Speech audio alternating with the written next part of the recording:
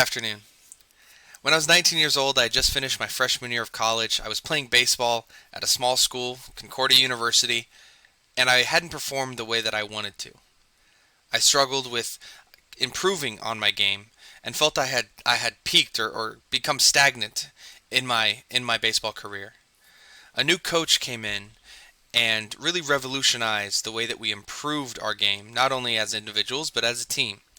And he introduced a concept to me that ultimately changed not only the way I viewed improving my baseball career, but also the way that I would improve my life, improve my goals, and improve the things that I wanted to accomplish.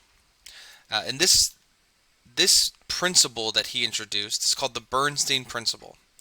And it states this: the body will align itself based upon the ultimate goal of the activity. This is a kinesiology principle that was introduced in 2003. And it states that the body will take the most efficient path to accomplish a goal if the goal is high enough, if the goal is clearly defined. So it's the ultimate goal, not just the stated goal. So the Bernstein Principle can really be broken down and applied in 5 questions. These 5 questions include: what is the actual goal? What's the specific goal? It's asking for definition. How do we define that goal? In baseball, that might be, I want to throw 90 miles an hour. I want to strike out 200 guys. However, this can be applied outside the sport of baseball and into life. What is the ultimate goal? What's the specific goal? Is it, I want to buy a house? Is it, I want to improve my career? Or is the actual goal, I want to be more comfortable? I want to make my family more comfortable. I want to grow my family because I need extra room. That's why we call it the ultimate goal. The next question is, why is this important to me? Looking for reason, looking for why do I want to accomplish this?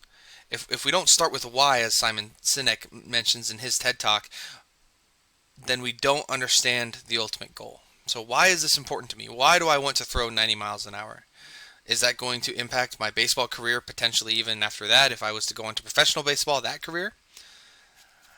Why do I want to buy a house? Is that because I want to I need more space?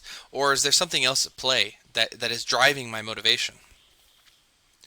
The next question is, what are the specific obstacles that are going to get in the way of this goal? The obstacles in baseball are physical. There are physical limitations to what my body can do. Do I need to get stronger? Do I need to get faster? The obstacles in non-baseball goals can be more complex. Do I not have enough money? Do I need to realign my priorities? Am I not focused? Do I need more education in order to accomplish this goal? Number 4 is, what are the dangers along this path to achieve this goal? This is a great example that I'm actually going to use more non-related baseball examples. The dangers of achieving a goal are often unknown. I might be so focused on that goal that I hurt a relationship, that I physically get hurt, that I lose sleep, that I lose motivation, that I lose money. You can be so focused on a goal, you dump money into it. So what are the dangers that are on the path of achievement? And the last question that you ask is, what are the resources, or who do I need assistance from to achieve this goal? In baseball, that might have been as simple as a coach or a catcher. In life, this can be much more complex. I might need a realtor to buy that home. I might need a professor to provide that education. I might need friends and trusted colleagues to help me understand what it's going to take to accomplish this goal.